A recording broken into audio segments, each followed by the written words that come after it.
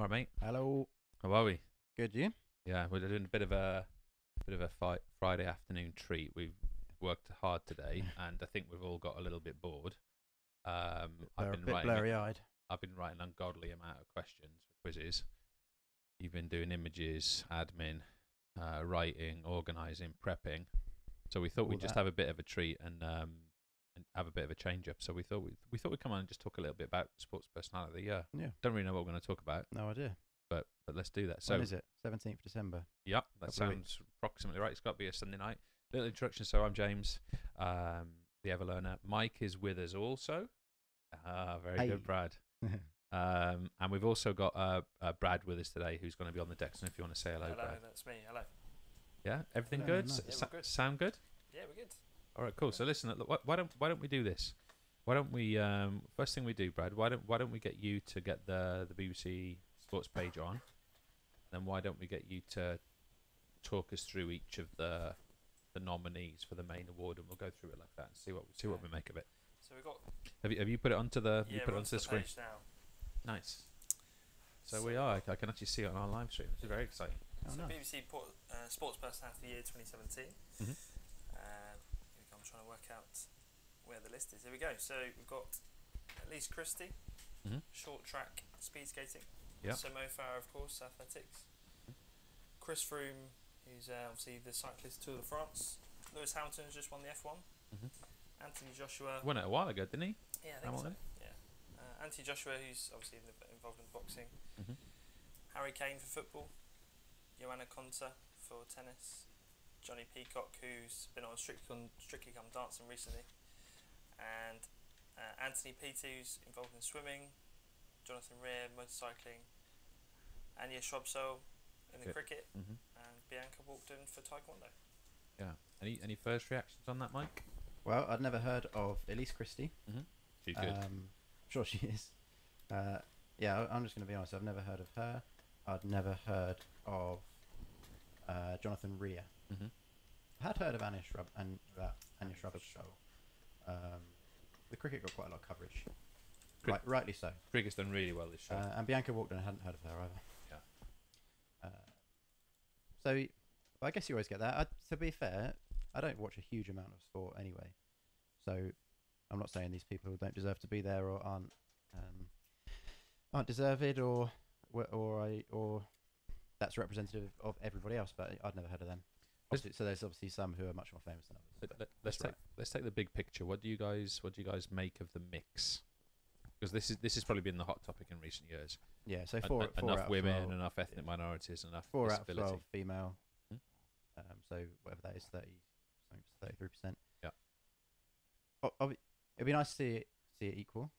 There is the question of, is it representative of the number of people in sport and at that level, etc. So I don't know those numbers. So I guess I guess you would expect to see slightly less women based purely on that there's less women in sport. So is it right? I don't know. I would like to see it equal. I guess at the top level, there's probably equal numbers of men and women in sport, so it should probably be 6 and 6. Yeah. I guess you get into the conversation of positive discrimination then as well. Should you positively discriminate to get 6 female, 6 men? I kind of think you should. This is a big, it's a big event. Lots of people watching it. You should present the right way and present the right message, I think, especially as the BBC and all these people who are supposed to be sending a positive message about equality in sport and lots of other issues. So yeah, I would like to see 6 and 6. For me, that's where the conversation starts, really, because I think they're all deserving to be on there. I think a couple of points I'd make. First of all, you mentioned the word equality there. I think we have to distinguish between the differences between equality and equity. Yeah. Equality broadly would suggest that everyone has the opportunity to get on that list, which I think basically is the case. Give or take, everyone, given their circumstances, has the opportunity to excel in some sport and activity or another and make that list. And I think Britain's pretty decent for that. Yeah. Overall, I think there are always individual exceptions and there's limitations in certain areas and what have you. And there's probably a devaluation on Paralympic to non-Paralympic sports, for example. that there's a residue of our sporting identity. Yeah. But what you're talking about there is equity. Yeah. Equity means that we have structures that make sure that wherever someone's starting points are, their end points are equitable. Yeah. And that's a different argument. So that's where positive discrimination comes in. So everyone has to make up their own mind on that. I go in waves with the concept of equity, where some days I think, oh, it's just not right. It shouldn't be like that, and we have to be much more foundational in how we change things. And then other times I think, well, that's just where we are now. Yeah. But it's an interesting one. Because it's all wrapped up in the same thing, isn't it? Like, if say they said there was a rule that had to be 6 male, 6 female, yeah, and a certain proportion, I don't know, we'll come on to the ethnicity issue after, I guess, but then that is a start point for change, as well as a symptom of what we currently have. Yeah. So I think in that case, positive discrimination could be a good thing. Yeah. Yeah, it's an interesting one. I mean, maybe not necessarily a rule as such, because what if more males are deserved of the award in that year than females, or vice versa? Well, why do we have one single award? I think we have to address that question as well. In the vast majority of sports, there is segregation between participation and competition for men and women, but the award is singular. Yeah. Now, I guess the majority reason for that is it was a singular identity, traditionally and historically. So we have one single BBC Sports Personality. And I'm not advocating the men's and the women's one. I'm just exploring it. Yeah. I don't know how I feel about that personally, but if we did that, for example, if that was the decision, I could see very easily that you'd have the main one. Yeah. And the women's. The women's one would always be announced first, and then the men's one would be the highlight of the night. Yeah. That sort of thing. So I'm not. Yeah. Again, we're not saying that's right. No, but that's the way there's not an easy. Yeah, there's not an easy solution. What I think I like the idea of having one.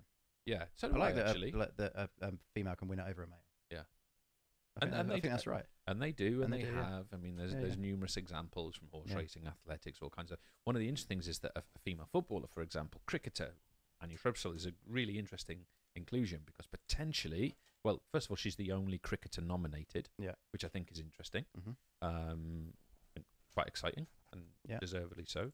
But yeah, I mean, I think the bigger picture for me is that if we look at who's on that list, and if we look historically at the representation of men and women on that shortlist, I don't think the shortlist has been as broad as it is right now for very long. But one of the things I find kind of interesting is not who's nominated, but the number of votes that are attracted. Now, if we look to last year, I looked at this in quite a lot of detail. Females were voted for 1 in 5 votes in total across the people that were nominated, and I would make a broad prediction that will be a similar figure this year. So somebody test it out for me after the event on, was it 17th? Yeah. Let's look at who was voted for, what numbers, and I'm going to predict. I'm going to predict that men across that 12 will receive approximately 5 times more votes than women. Yeah. Now that to me is an issue, because that would suggest to me it can't just be that women are 5 times less effective than men in British sport. It's not possible. No. So there's something else going on there about values and where we value different types of sport. So I think that's worth. I think that's and really worth the exploring. Coverage issue as well. Yeah, we've got Elise Christie from short track speed skating, basically zero coverage apart from when the Winter Olympics is on. You've got BBC do a bit on it, but not much. Yeah, Conta obviously is Wimbledon, so she received a fair share of coverage there. Shrubsole, the Cricket World Cup got some coverage this year, rightly so, because they did really well, and that was exciting to watch. Yep, that was great. But it's not they're nowhere near getting the coverage of. They far outperformed the men's England cricket team this year. Yeah, most years. Yeah, and haven't got the coverage. I think what's also interesting on that Walkden, list. When is taekwondo shown only during the Olympics? So you've got a lot of females there representing minority sports in terms of media coverage. There's a couple of things I pick up on that. The first one is that the real path of success for the taekwondo player is to go MMA. Yeah, that's where the money is. That's where the stardom is. That's where. Yeah. So if she decides to go that direction, she might actually find herself much more readily involved in something like this. I noticed, for example, Michael Bisping was not on this list. World champion in MMA, for example. Mm. Wasn't. He's not anymore. He got beat a few weeks ago. But yeah, he's. You're on mic. So, I'm on. Yeah, you're on mic. You fire away. I've got Yeah. a phone call. Okay.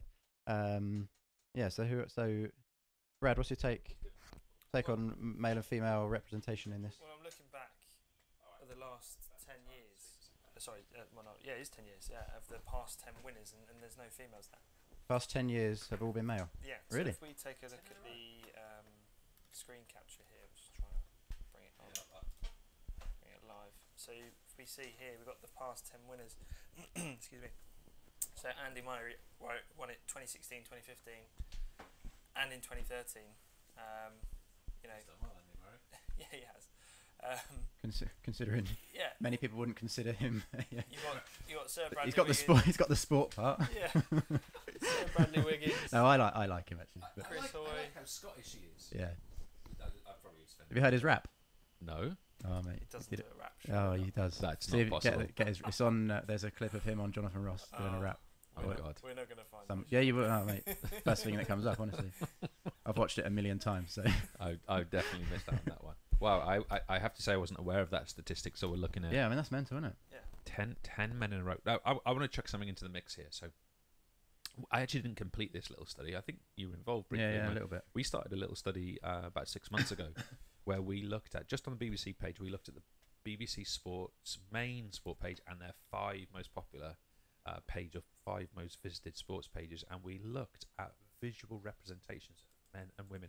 And there's a lot of statistics that came out of it, but the one that I think is perhaps most significant is that men were represented on those pages 20 times more frequently than women. Yeah. So a visual image of a man performing or administrating or coaching or whatever was 20 times more frequent than a woman. Yeah. Then we look at the BBC Awards, won 10 times in a row by men. Yeah. Then we look that 5 times as many men are voted for than women in this award. Then we look that there's 3 times as many men on the shortlist than women. And then we ask the question of patriarchy, question mark. And No. people will hear that and go, well, yeah, but there's probably more men vote, maybe, or Probably. more But men. why take, would more men take why part would in men sport. vote for men? I don't. Yeah, I don't know, but yeah, it's probably right. Or I don't know. There's more men in sport. I'm just trying to think of people's argument against that. My argument back would be, well, yeah, we're not really. Those statistics don't help that fact, do they? Yeah. It becomes perpetuating. Yeah. We have to, and I think that's the role of this kind of thing and the BBC. They have to be the change agent, not Yes. just be reflective of Yeah. of the societal view, if you like. I really agree with that. For me, that's where perhaps I don't think they're a bad example of sort of the notion of let's touch on equity again. I don't think they're a bad example of it. It's not the worst, but as the catalyst for change, I think they're limited. And I think I think this is a good example. Now, for me, I think I think there's a great deal of valuing of sports personality for a number of reasons. One, it's an exciting show just for Christmas, and it's a good review of the year and this sort of thing. And there's been some really significant performances. I remember the one at the end of 2012 was a really great one as well. I can't remember who won that now. Was it Farah that won that? Or was it Ennis Hill? I can't have been Ennis Hill. Wasn't it? It was 2012. Chris Hoy, was it? Bradley Wiggins. Oh, Bradley of course, yeah, Tour de France and the Olympics. So, yeah, I mean, I don't see my personal view is that the BBC is not performing enough of that role as catalyst. But it's where our value for this award comes, I think, is more in tradition and traditional structures than it is in sort of like more futuristic or modern ideas of identity. And if we then ask, if we then ask the editor of the BBC Sports page, why are there 20 times as many images and stories about men than there are about women, how would they answer that? What comes back to that question? Why is that? Because it's not 10% more. Yeah. It's 20 times more. It's a massive difference. So for me, I think where I sit with it is I kind of like the sports personality of the year. It's interesting. I like the kind of controversy it sometimes builds around it. Leads to interesting conversations. But I don't value it highly personally. I used to as a kid, but Yeah. I don't value it particularly. I feel like I see through it a little bit. Yeah. Anyway, it's just my opinion. Yeah. What do you think? Yeah. I don't value it. It's just a thing that happens. I see any value in it. Sure, if I was up for one, I'd Yeah. value it more.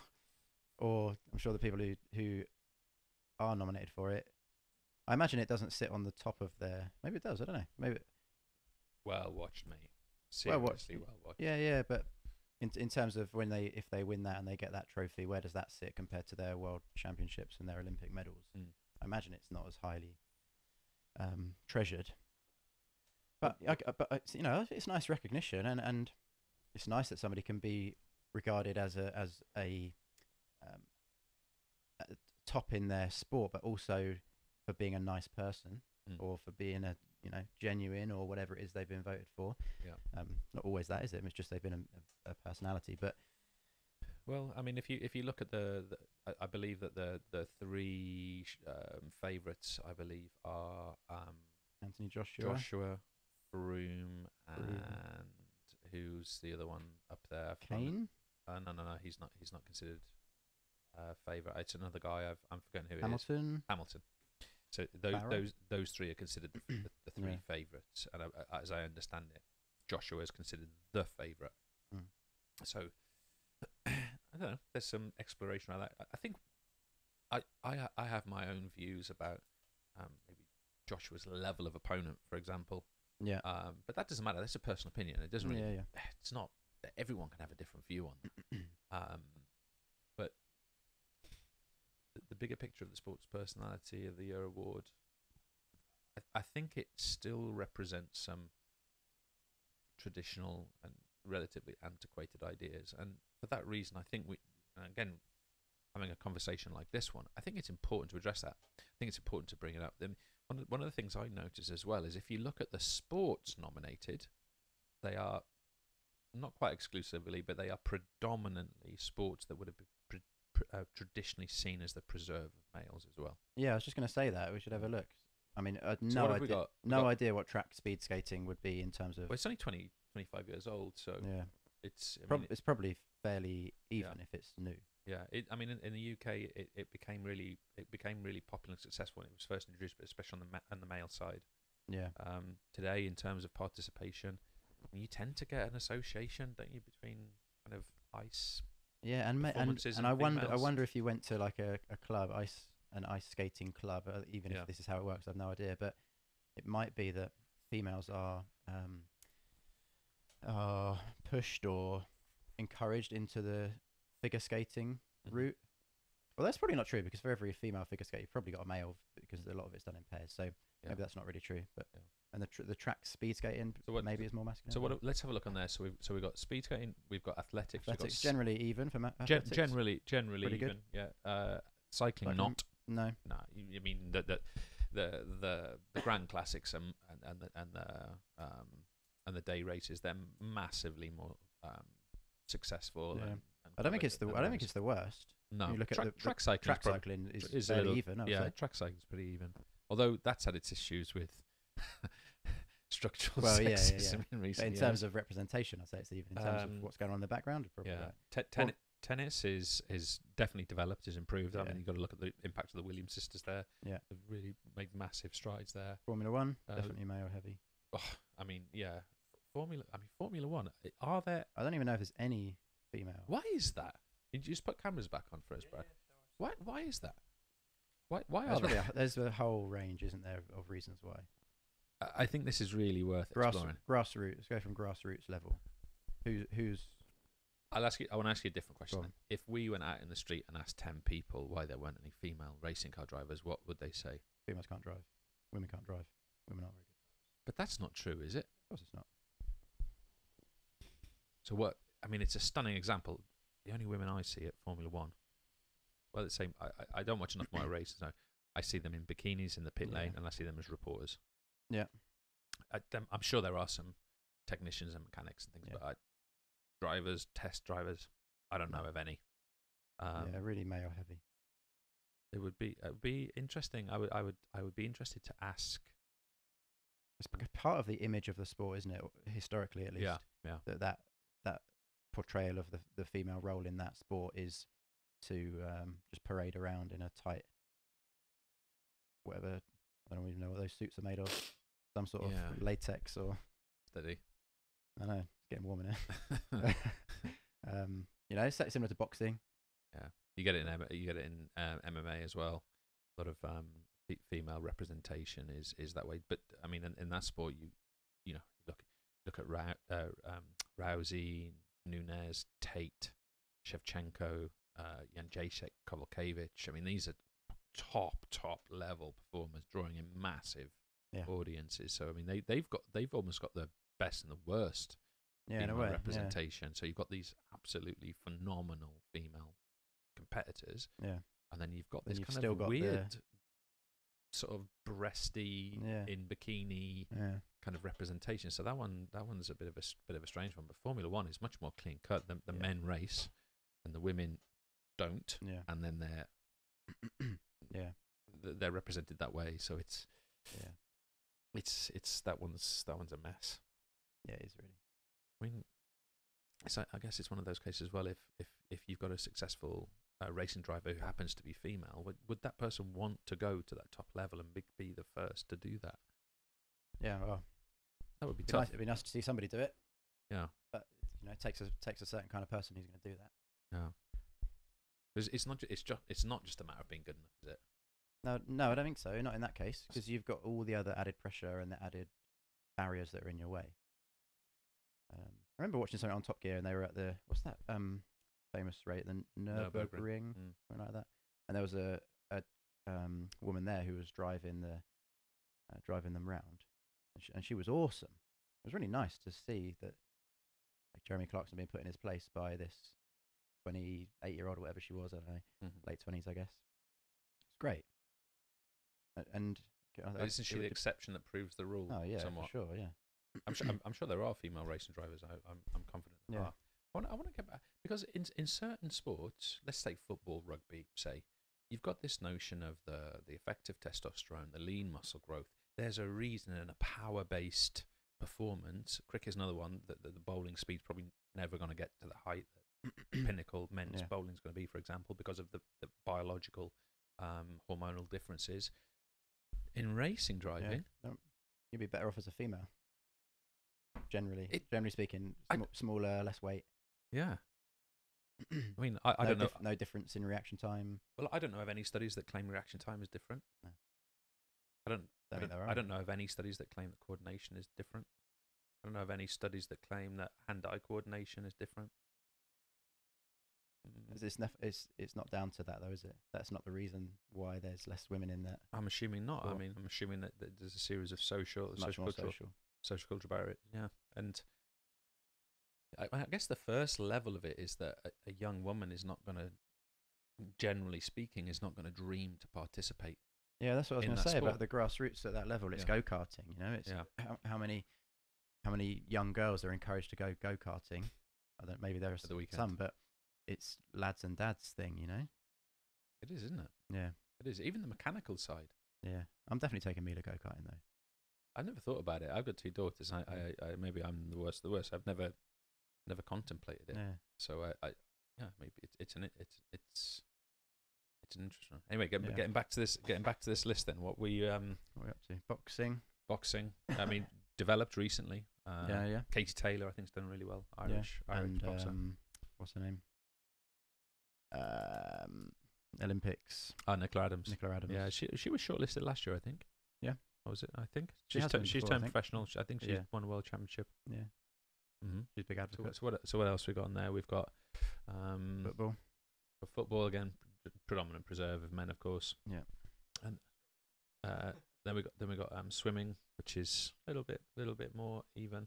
Para-athletics.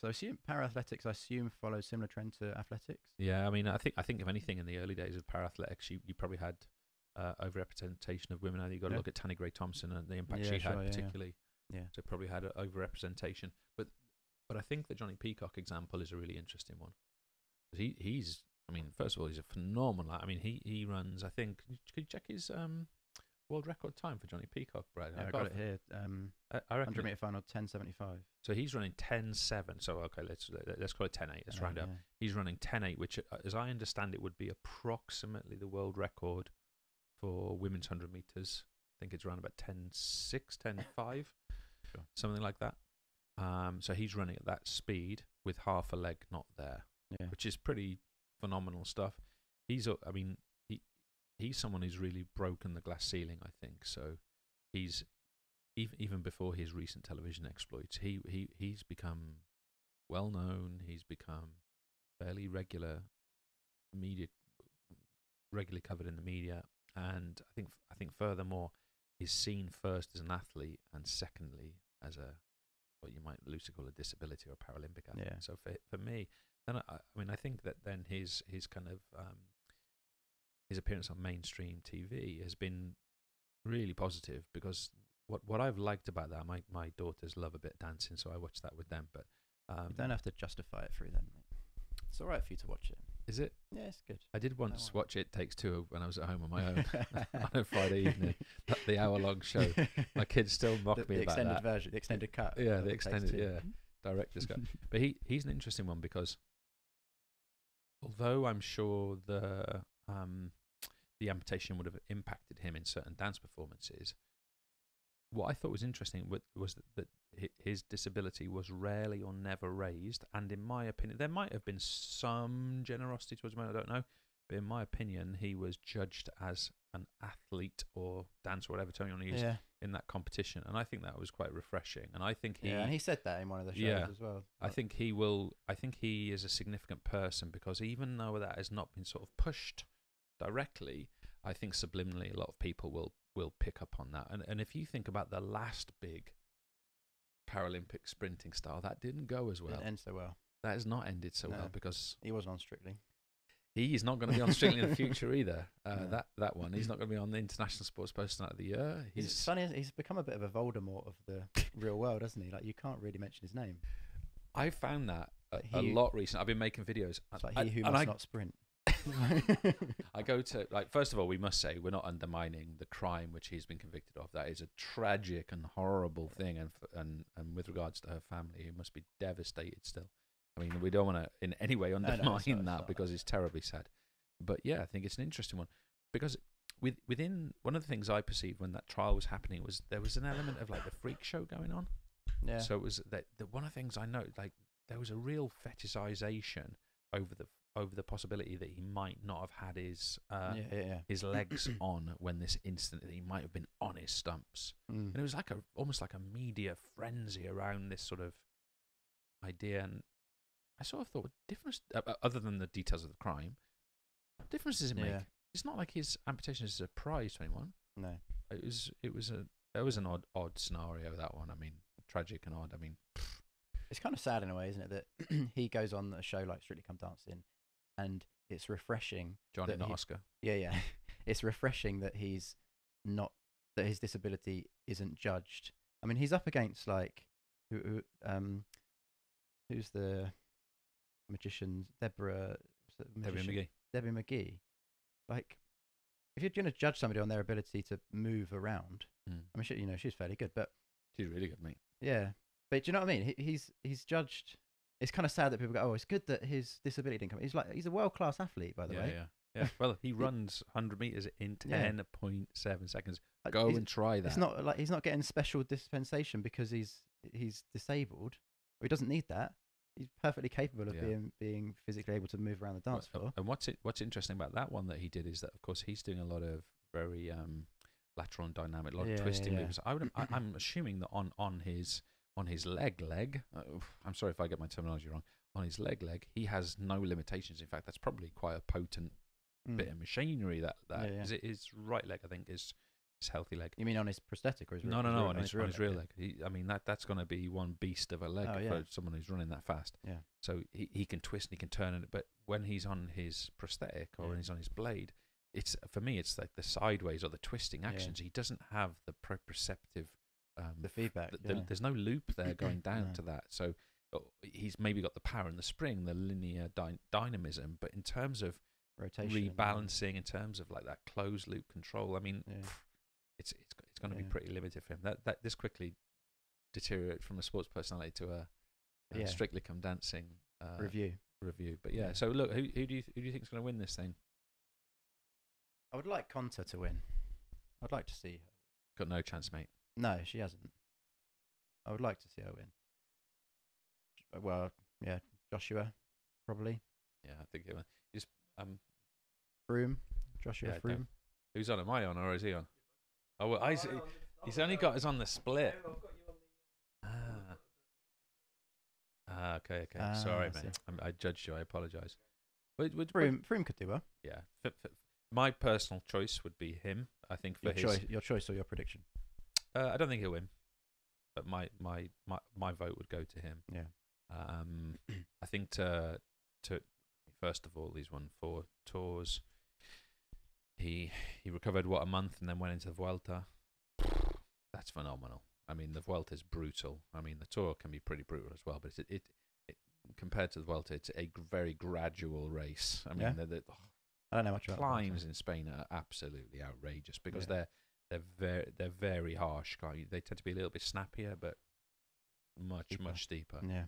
So for me, I would put my vote there. I really like Shrubsole. I think for me that's more. I can't say I've analysed her bowling enough to say I love this aspect of her bowling, but I think because of the impact that the cricket has had this year and the World Cup success, and I think the gaining of momentum by the women's side has been so fantastic. I'd like to see her get voted for. Yeah. It says here, I'm just looking on I think on BBC.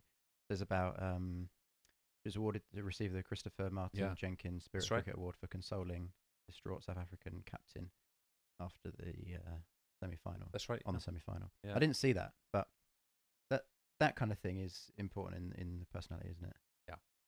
Yeah, and I agree. I mean, what do we want as role models in our sports people? We want people that break the glass ceiling, that do something that someone hasn't done before, that do it with grace, that do it without taking drugs. Which, by the way, I'm going to come back to that point in a second with Froome. Yeah. Let me be clear, not that I believe he's taking drugs, but that there is this suspicion around Sky and around high-performing cyclists around TUEs and drugs. So I think that will stand against him as well. But yeah, I think Shrubsole is someone who is really worthy of serious consideration. Because of the circumstances in which he's operated and the sort of the class, I suppose, that she's shown. And the other one for me that really should be close, isn't it? It's PT. Yeah, I mean, he's a great beast. Yeah. He is like. What's his 2 world titles, broke his own world record twice in one day. Olympic champion in 50 and 100 breaststroke. And that is a competitive. Boasting the 10 arena. fastest times in history in the 100-meter breaststroke. I mean, what you'd say about that is he's the best by a mile. Ever, yeah. And he holds the 10 fastest times. Unbelievable, isn't it? Yeah, he's an animal. He's so for me, he should be up there for his standard performance. I've only really heard him interviewed on a couple of occasions. Seems like a lovely guy from what I can tell, but I can't go more into his kind of personality because I don't know too much about it. So I think he should be up there. For me, Joshua, I'm not a big fan. No, I'm not. No, I'm not a big fan. Fair play to him. He's done well. I think his fight back against Klitschko was impressive, but it for me on that one, that's his standout achievement this year. When did that happen? Was that March? When was the Klitschko? Is it later than that? May? No, it doesn't. April. April. So let's look at that performance. He fought a brilliant but 41-year-old guy. Conor McGregor found out recently that isn't easy, but he fought a 41-year-old guy. But more importantly for me, he fought a 41-year-old guy who had been toyed with in his last fight against Fury. So I can only give that a certain amount of value. I'm not saying Joshua may well be brilliant, but I don't think he's shown that yet. I think he's beat some limited opponents, and now I think he's still got it to prove. Let's hope he does. He seems like a nice enough guy. But for me, that's not. There's not the value there. For me, on the personality side as well, it doesn't come across to me to have a particularly likable personality. I don't know. I think he's a very determined guy. I think he's a good businessman. Yeah. He's making money. But that's likable. You never know until you meet people. But I know. But his history is questionable. This competition isn't based on that. Yeah, his history is questionable. Yeah. I mean, I'm not going to label that because it's not. Everyone's done stuff in their younger years that they probably regret. And that's positive. I'd see that as a good thing. If he's got a questionable history and now he's, I don't know, it's a bit Hollywood, but has he turned it around and he's now working his way up to the, or Yep, he's at the fair top play. of his game. Fair play. That's really good, and Yeah. that's deserved of praise. But I don't see his personality, and when you compare him to something like I don't know, Mo Farah maybe, or Shrub Soul, it's a different kind of personality. And the thing that really bugs me about Joshua is how people compare him to Muhammad Ali. It's like Not people shouldn't quite try there to yet. people shouldn't try to emulate Muhammad Ali. No. I mean, Conor McGregor, when he kind of has some poetry up his sleeve, and Yeah. it's kind of funny. He can get away with it because the rest of his personality, his persona, is Right. so outrageous. Yeah. You can't compare Joshua to somebody like Well, that. I'm gonna on make a a- personality. Well, I am going to make a comparison with Joshua. I'm going to make a different comparison. I'm going to make a comparison to 2 years ago to Tyson Fury. Yeah, I don't know But- anything about Tyson Fury. Very controversial character. Yeah, But Tyson Fury, 2 years ago, was nominated. I don't know where he finished in the final 10 or 12, where he was in, but he didn't win. Fourth. Tyson Fury was Oh, did he? fourth, yeah. That's interesting. But he had what, let's call it, equivalent success. He went to Germany. He beat Klitschko convincingly, 2 years younger than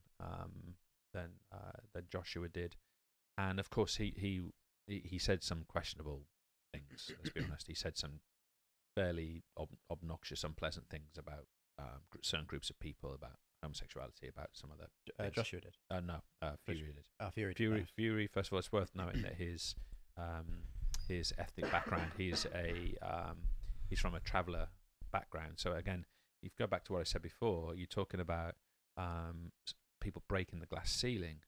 You know, he's a really good example of that. Someone who, from his background, is the first person to ever achieve that. But what I think is interesting in the Fury case, not justifying anything he said, which is disgusting. If it's disgusting, it is. That's it. But for me, there was nothing like the media support furore that you get with Joshua. Now, maybe someone would say, well, that's because he said stupid things. Yeah. Okay, fine. But for me, there's something else in that mix. Yeah. And his achievements were equivalent. Yeah. And both of these guys have got some really questionable stuff in their lives. Yeah. So what is it? Why does he? Yeah. So Is it? I think it's managed in that way a little bit. I think Joshua's probably got good.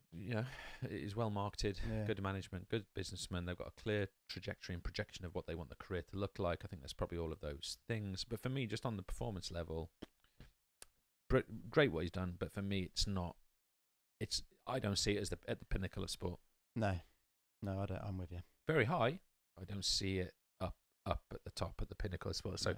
So for me, and it's hard to compare. It's hard to compare Anthony Joshua fighting, maybe not the very, very, very, very best male boxers, to Anya Shrubsole performing in an emerging sport like women's cricket. It's hard to make a comparison between those ideas. But I guess that's what maybe that's the beauty of sports personality, is it lets you do those exact things. So come on then, what do you think? Where's your vote going? Well, first of all, who do you want to win, and who do you think will win? My vote would go for Konta. Mm-hmm.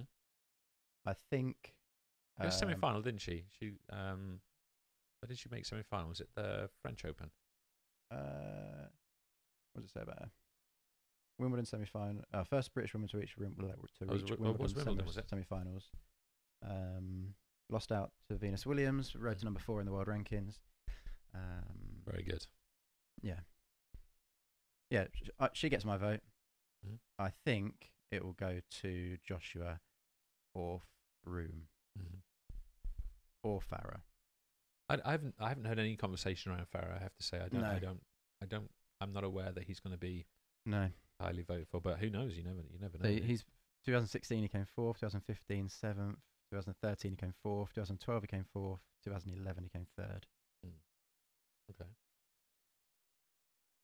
Yeah. I don't think he'll get it, but yeah, Joshua or Froome I think will get it.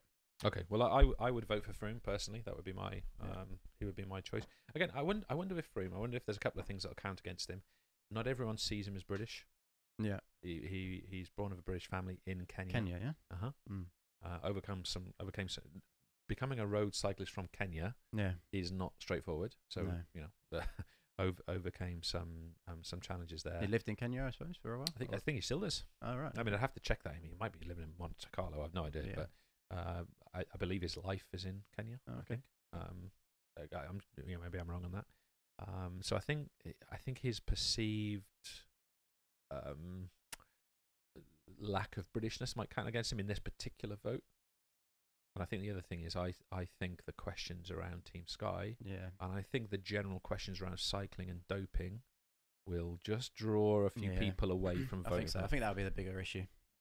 Yeah, Probably lots of people don't even know that he's from Kenya. yeah, you could be right about that. So I think the doping will count against him. Again, be clear, we realise completely that Chris Froome, there's no allegations or a There's nothing to suggestion suggest that he's done anything wrong. The only thing that would suggest that he's done anything wrong is performances are absolutely outstanding. Yeah. That's the only thing.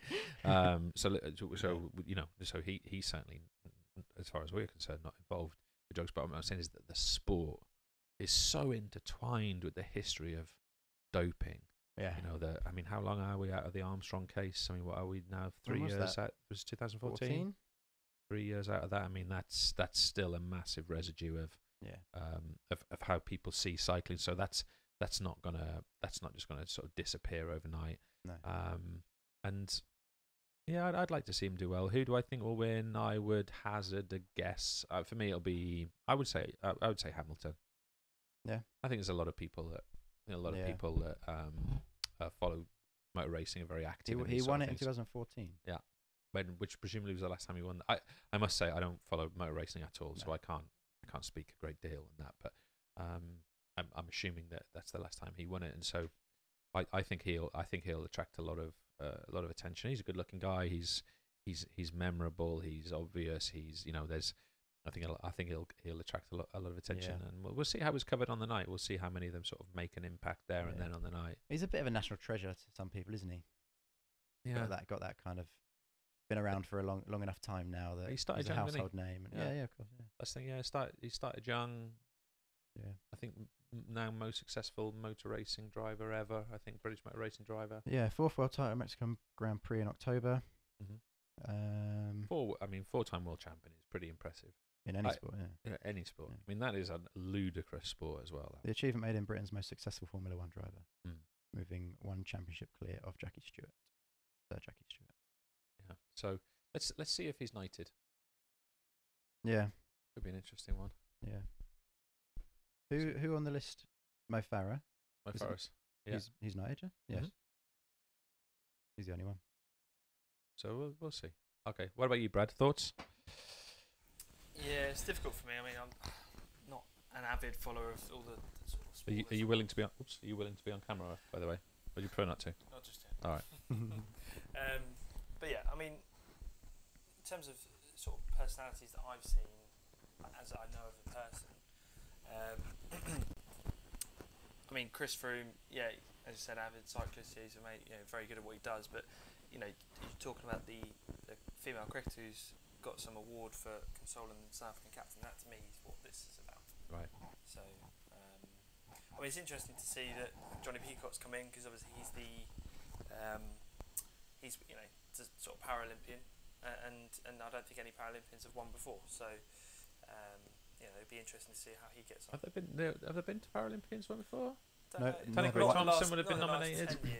Never won it. Never won it. But it's interesting to see, and obviously he's making waves in Strictly Come Dancing as we've discussed. But yeah, it'd be interesting to see how he gets. Well, I've got something against Johnny Peacock. Oh, okay. I'm afraid, and that's that we were at the Paralympic Athletics in July, at the Olympic Stadium, and my younger daughter Georgina legged it down to the track to try and get his autograph, and he wouldn't give it to her. So, that's your vote lost, mate. That's the extra mile you got to go these days. You got to sign. You got to keep it real. You got to sign things. So yeah. So I don't know the gender point for me again. I think that's for me. That's a big part of the conversation for me. I mean, I'm uncomfortable with how the BBC represent women's sport. Yeah. I think 20 times more on your most popular pages of images for men and women. I can't accept that. No. So that for me devalues this entire thing a little bit. And then I think, maybe the last point I'd make is why are we, as a community of sports voters, voting 5 times more frequently for men than women? Why is that? I don't know why that is. I can't. Awareness, representation, That's what repetition. That's what it is for me. I think of those people that I hadn't heard of so much, 3 out of the 4 women were on that list. Would you describe yourself as a more passive sports consumer, Mike? Would that be a fair thing to say? Yeah. That I participate in my sport. Yeah. And just general fitness, and I enjoy playing any sport. But to be fair, I would say that I don't have the time to watch it, but it's probably not true because I've never been a massive sports fan. Never wanted to sit down and watch. So in some ways, sports performers find you rather than you finding them. So you're in some ways a good barometer.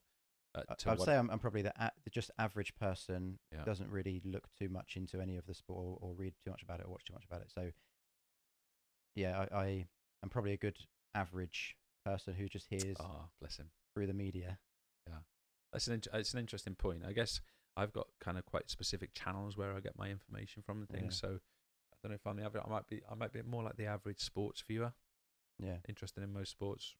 Follow a number, not particularly dedicated to one over another, but maybe I'm the more average kind of sports viewer.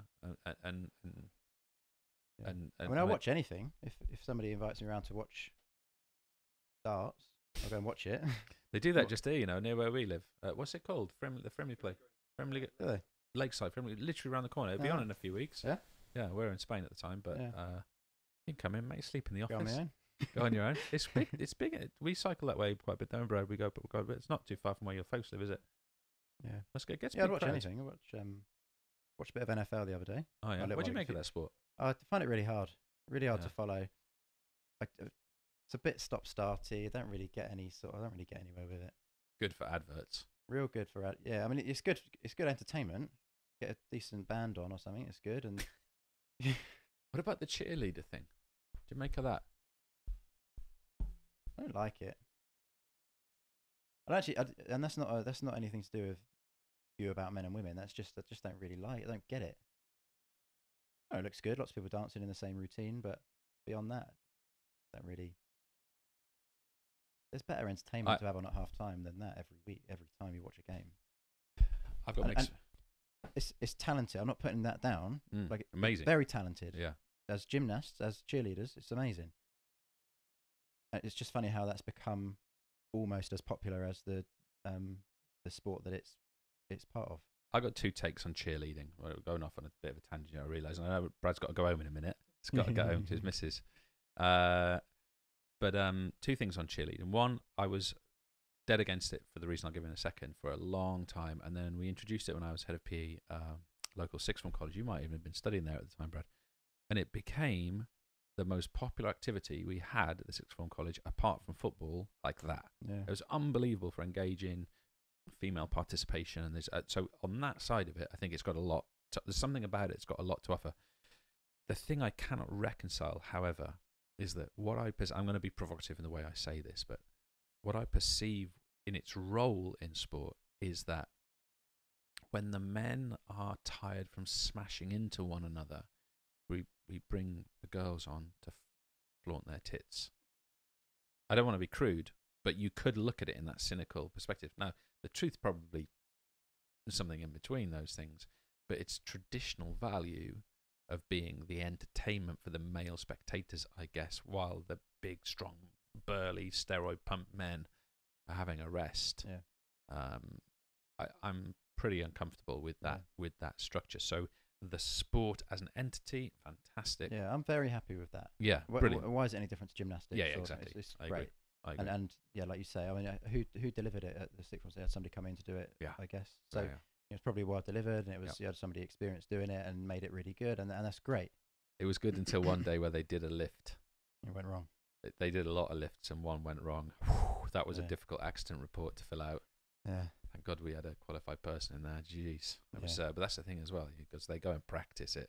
Yeah. And you got to be pretty strict on things. So yeah, it's.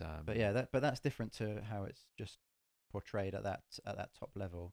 That I assume it does have its own world championships and things like that. Yeah, but it does. Who's ever seen that on telly. Mm.